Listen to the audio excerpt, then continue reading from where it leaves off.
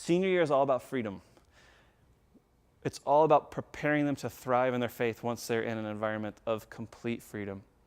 We tackle a lot of things in this. We talk about what it means to, what it looks like, practically speaking, to manage your finances in a godly, biblical way once you're getting credit card applications in the mail. We talk to them about what it looks like to establish community with other guys or girls that are going to be in their dorm halls or in their workplace or whatever, how to reach out and build their own small group community that's going to be a transformational experience for them. Because frankly, we cannot just cross our fingers and hope that there's a church that's doing a great job wherever they're going to school, or cross our fingers and hope that there's going to be an on-campus ministry that's going to be. We want them to be able to stand on their own 2 feet, reach out. They know how to establish transformational community without someone spoon-feeding it to them. So we're teaching them a lot of things like that about preparing them. We're talking to them, we're rolling up our sleeves about alcohol and drugs and smoking and all that kind of party scene at college, preparing them for all that kind of stuff their senior year. That's still a ways out for you guys. But nevertheless, that gives you a quick glimpse into the level of intentionality that we take in trying to move them along from where they're at now to being really prepared to thrive as seniors. One thing that we've seen a lot of results stemming from this. We started this 2 years ago. We just finished our 2nd year of moving in this direction. And what I've discovered in previous high school ministry that I led and looking at other high school ministries and looking at student impact even several years ago is that typically the freshman class is the largest class, the sophomore class is a little smaller, the junior class is a little smaller than that, and the senior class is actually the smallest class in a typical high school ministry. By the time they graduate, there's actually a few that are still pretty well connected and still pretty well plugged in, and that's a problem. And so we started talking about what would it look like for the senior class to be the largest class in student impact, where the class that we're graduating is always our strongest, largest, most on-fire class for God. And in 2 years' time, we've begun treating the seniors and the juniors differently than the freshmen and sophomores. So now the freshman experience is not the exact same as a senior experience because they're very, very different. And what we've seen so far is that now these trend lines are flat. The freshman, sophomore, junior, senior class, relatively speaking, are all almost the same size in terms of who's connected into student impact in small groups.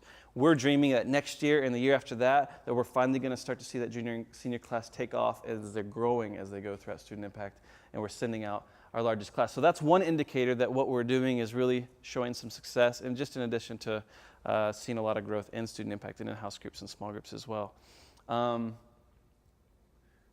couple practical things now. Step one for helping your son or daughter get transitioned into student impact.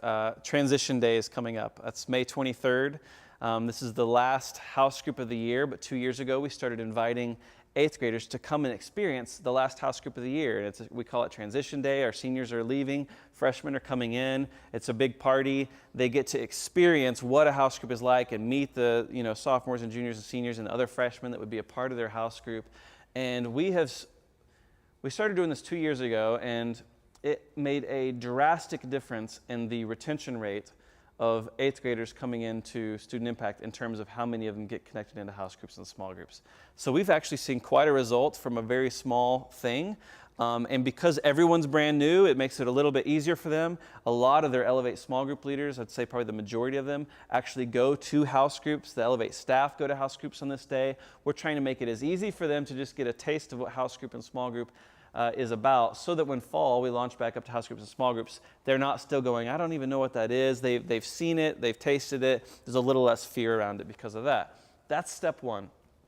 Step two is something we've never done before, but we're adding it into our strategy this year. It's called PJ Palooza. I think you have a card that you got on the way in. And it's basically, you've heard of all-night lock-ins if you grew up in conservative church world, maybe if you're from the South especially, but this is going to be a lockout. So starting at 8 p.m., we're asking you to come drop your son or daughter off on Friday night, June 11th, and we're going to keep them until 8 in the morning, but we're going to leave the church. We're going to be going to GameWorks. We're going to be going to an ice rink and playing broom ball. We're going to be laser tagging.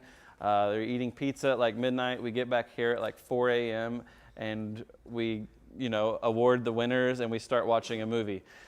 They're not going to sleep all night long. They're going to be in a team with other people who are going to be in their small group, heading into their house group. It's 8th grade only, so they're not going to be intimidated by a bunch of sophomores and juniors and seniors around. We're only going to have seniors to be like their team leaders, and we're picking seniors who are going to be great about making them, feel like a team and things like that. So that is another step that we're taking. We're not going to be doing a lot of spiritual stuff that night. It's just going to be, we want them to get really comfortable and familiar with each other, specifically with the other students that are heading into their high school or their house group. The last step, and this is the one that's for us proven to have the highest success rate of anything we do, it's our summer camp that we call Sandblast. You saw a little promotional video about that as you came in. We have found that students that go to Sandblast, even the ones that are very shy students that are like terrified of getting on that bus with a bunch of people they don't know, by the end of a 5-hour bus ride, they're already feeling comfortable. By the end of a week, they have established more community with their new small group, with their new house group, than they would by going to small groups 1 hour a week for 9 months straight. I mean, they're doing competition together in the afternoons. They're staying in dorms together. They're eating together. They're going to worship services where they sit together. Like they're eating, sleeping, breathing, crying, laughing, sometimes bleeding together. Like if there's one thing you get right, get your son or daughter to Sandblast. That's my number one recommendation. That's the easiest way to get them connected into student impact and into community. In fact, we feel so strongly that this is a great kingdom play that we have worked really, really hard in order to make it financially as little of a roadblock as possible. So like you see all the prices in front of you for your 8th grader becoming a freshman, 50% off for all incoming freshmen. So you can cut those prices in half for the super early bird, the early bird, and the regular rate. That's towards the end of July 22nd through 26th. Is that right? It's on the card? 23rd through 26th. Super early bird rate, you can still sign up for a few more weeks at that rate. And again, it'll be 50% off for that. If you're going to sign your son or daughter up, you go to studentimpact.com, follow the Sandblast registration link.